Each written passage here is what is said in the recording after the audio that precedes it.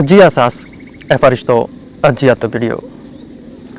ఈరోజు నేను మీతో పంచుకోవాలనుకుంటున్న విషయం దేని గురించి అంటే మన మెంటల్ హెల్త్ గురించి. మీరు గమనించారో లేదో, గత 30-40 సంవత్సరాల నుండి ఈ ప్రపంచం చాలా వేగంగా పరిగెడుతుంది. ప్రపంచంలో చాలా విపరీతమైన మార్పులు వచ్చేసినాయి. ఎవరిని కదిలించినా మానసికంగా సంతోషంగా అయితే లేరు. ఎవరిని చూసినా విపరీతమైన stress, tension, work pressure, suicidal thoughts, depressions, విపరీతమైన మెంటల్గా స్ట్రగుల్ అవుతూ ఉన్నారు. అది రిలేషన్షిప్ స్ట్రగుల్స్ వల్ల అవ్వచ్చు, లేదా వర్క్ స్ట్రెస్ వల్ల అవ్వచ్చు, లేదా ఫ్యామిలీ అబ్యూస్ వల్ల అవ్వచ్చు. విపరీతమైన మెంటల్ ప్రెషర్లో చాలామంది ఉన్నారు. ఈరోజు నేను ఈ మెంటల్ హెల్త్ గురించి 3 పాయింట్లు మాట్లాడదలుచుకున్నాను. అసలు మీరు గమనించారో లేదో, సాధారణంగా మెంటల్ హెల్త్ అనేది మన ఇండియన్స్కి అంత ఇంపార్టెంట్ టాపిక్ కాదు.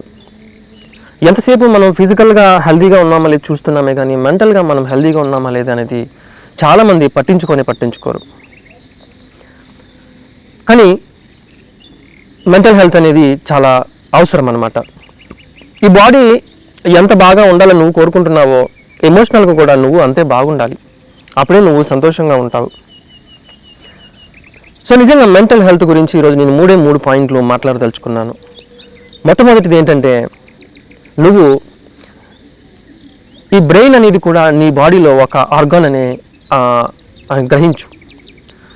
ఇప్పుడు గమనించండి, మనము మన పళ్ళు శుభ్రం చేసుకుంటాం. రోజు మనము మన స్కిన్ని నీట్గా ఉంచుకోవడానికి మనం స్నానం చేస్తాం. మన నెయిల్స్ని కత్తిరించుకుంటాం, హెయిర్ని గ్రూమ్ చేసుకుంటాం, లేదా కొంతమంది మంచి మజిల్స్ గానో లేకపోతే మంచి యాబ్స్ రావడం కోసమో జిమ్కి వెళ్తారు.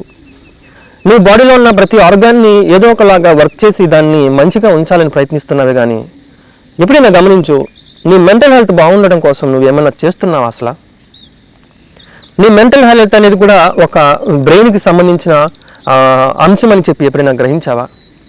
నీ బాడీలో హార్ట్, లివరు, కిడ్నీసు ఇవన్నీ ఒక ఆర్గాన్స్ ఎలా అయితే అనుకుంటున్నావో అలానే ఈ బ్రెయిన్ కూడా నీ బాడీలో ఒక ఆర్గాన్. ఈ మెంటల్ హెల్త్ అనేది ఈ బ్రెయిన్కి సంబంధించింది. ఎప్పుడైనా ఈ బ్రెయిన్కి హెల్తీగా ఉండడం కోసం ఏమైనా చేస్తున్నావా? సో ఇక నుంచి నీ బ్రెయిన్ కూడా హెల్తీగా ఉండాలని చెప్పేసి ఒక నిర్ణయం అయితే తీసుకో. ఈ బ్రెయిన్ హెల్తీగా పనిచేయాలి అంటే నిజంగా దానికి కూడా నువ్వు కొంత శ్రద్ధ పెట్టాల్సిన అవసరం ఉంది. ముఖ్యంగా ఫిజికల్ యాక్టివిటీస్ అయితే ఖచ్చితంగా చేయాలి. రోజుకి 20-30 మినిట్స్ వరకు వాకింగ్ చేయాలి. అట్లీస్ట్ ఒక 15 మినిట్స్ పాటు మెడిటేషన్ అయితే మనం ఖచ్చితంగా ప్రాక్టీస్ చేయాలి. ఇంకా రెండో విషయం నేనేం చెప్పాలనుకుంటున్నానంటే, మనలో చాలామంది మెంటల్గా స్ట్రగుల్ అయిపోయే ఉన్నారు. మెంటల్గా ఆల్రెడీ డిస్ట్రెస్ అయిపోయే ఉన్నారు. మెంటల్గా విపరీతమైన టెన్షన్లోనే ఉన్నారు. సో ఆ మెంటల్ స్ట్రెస్ని, ఆ మెంటల్ డిస్ట్రెస్ని తగ్గించుకోవడం కోసం నేను ఒక సలహా అయితే చెప్తాను. మెయిన్గా నీ మైండ్లో ఏం నడుస్తుందో, అసలు నీ ప్రాబ్లం దేని గురించి ఆలోచిస్తున్నావో, నువ్వు ఎటువంటి సమస్యలో ఉన్నావో, ఎవరి గురించి ఇబ్బంది పడుతున్నావో, దేని గురించి ఇబ్బంది పడుతున్నావో, ఏం ఫైనాన్షియల్గా ఇబ్బంది పడుతున్నావో, A to Z ఆ ప్రాబ్లమ్ని వీలైతే పేపర్ మీద రాయి. నాకు ఫలానా ఆర్థిక సమస్య ఉంది, నేను ఇంత ఇబ్బంది పడుతున్నాను, ఆ అప్పుని తీర్చలేకపోతున్నాను, ఆ అప్పుని తీర్చలేకపోవడం వల్లే నాకు విపరీతమైన మెంటల్ ప్రెషర్ వచ్చేస్తుంది, ఈ బాధని, ఈ కష్టాన్ని నేను తట్టుకోలేకపోతున్నాను, ఈ అప్పుల బాధ వల్ల నేను ఫ్యామిలీని కూడా సరిగా మెయింటైన్ చేయలేకపోతున్నానని చెప్పి ప్రతిరోజు నీ మెంటల్లో నువ్వు ఏమైతే స్ట్రగుల్ చేస్తున్నావో దాన్ని అంతటిని ఒక పేపర్ మీద పెట్టుకోవడం చాలా మంచిదని నా ఒపీనియన్. ఎప్పుడైతే నీ మైండ్లో జరుగుతున్న ప్రాబ్లమ్ని నువ్వు ఒక పేపర్ మీద పెడతావో నువ్వు నిజంగా ఆశ్చర్యపోతావు. సగం ప్రాబ్లం ఇక్కడ నుంచి పోతుంది, సగం టెన్షన్ ఇక్కడ దిగిపోతుంది. నిజంగా నీకు బుక్ మీద రాసేంత ఓపిక లేదు, బుక్ మీద రాసేంత టైం లేదు అనుకుందాం. నేను ఒక చిట్కా చెప్తాను. నిజంగా ఒక పని చెయ్యి. నీ ఫోన్ తీసుకొని నీ వాయిస్ రికార్డర్ ఆన్ చేసి జస్ట్ నీకు నువ్వుగా రికార్డ్ చేసుకో. నేను ఇటువంటి సమస్యలో ఉన్నాను, నా బాధ ఇది, నాకు ఎవరూ సాయం చేయట్లేదు, ఈ సమస్యల నుంచి ఎలా గట్టెక్కుతానని చెప్పి నీ మనసులో, నీ మైండ్లో ఏమైతే ఆలోచనలు నడుస్తున్నాయో వాటన్నిటిని జస్ట్ నువ్వు నోటి మాటతో ఆ ఫోన్లో చెప్పుకో. ఎంతో కొంత ఆ భారం అయితే తగ్గుతుంది. నీ మనసుని ఎవరితో పంచుకోక నీ మైండ్లోని ఆలోచనలని పేరుకుపోయి విపరీతమైన మెంటల్ టెన్షన్లకి వెళ్ళిపోతావు.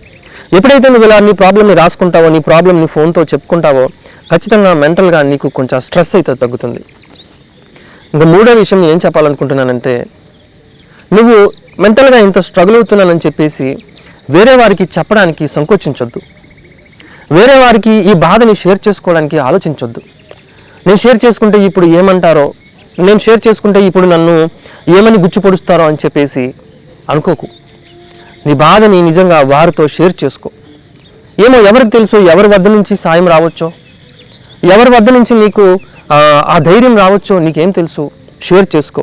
నీ బాధని నీలో నువ్వు అలా పెట్టుకొని బాధపడుతూ విపరీతంగా మెంటల్గా స్ట్రగుల్ అయిపోతూ డిప్రెస్డ్ స్టేట్లో మునిగిపోవద్దు. ఇంకా నేను కూడా సాధారణ ప్రజలకి ఇచ్చే ఒక సలహా ఏంటి అంటే, ఎవరైనా నీ ఫ్రెండ్ సర్కిల్లో కొద్దిగా ఇబ్బందుల్లో ఉంటే, బాధలో ఉంటే వారి మాటలను వినడానికి ప్రయత్నించు తప్ప వారిని సూటిపోటి మాటలతో ఇంకా గుచ్చొద్దు. ఏమో ఎవరికి తెలుసు ఎవరు ఏ బాధలో ఉన్నారో, ఎవరు ఏ కష్టంలో ఉన్నారో మనకేం తెలుసు. వాడు ఈ జీవితమే వేస్ట్ అని చెప్పి ఈ జీవితం మీదే విరక్తి పొందేసి నీతో సాయం కోసం వస్తున్నాడేమో, ఎవరికి తెలుసు. అలా వస్తున్నప్పుడు దయచేసి వారిని కించపరచొద్దు, జడ్జి చేయొద్దు, ఇంకా బాధలోకి నట్టొద్దు అని నా సలహా అన్నమాట.